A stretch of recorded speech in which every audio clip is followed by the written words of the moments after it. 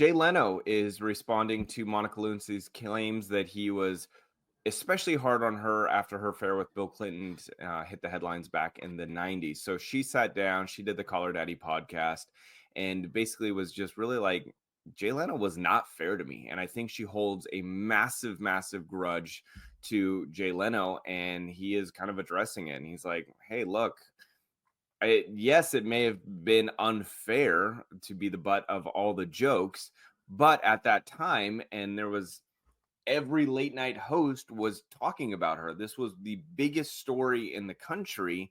So for him, he was like, sorry, but it literally was the biggest story. So we were doing a lot of jokes. We were criticizing it all the time. It was just kind of fair game at that moment. You remember he even brought on like a blow up doll with her face on it on the show at one point. I mean, he poked fun every single night, but so were all the other late night hosts. So I'm not sure why she singles him out. But he did say, look, this was a different time. And he, that was 30 years ago, and he hasn't mentioned her name in 30 years. And it's not something he would joke about today. So I think he does feel bad about what happened, like kind of shaming a woman in that moment.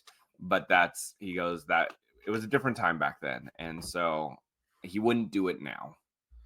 And he holds no ill will against her, is what he said. It's not that it was animosity towards her. It was just what he did at his job. And yeah, she was in the news. Every single entertainment. That was the biggest story ever. It was a story day. That was the story of the decade.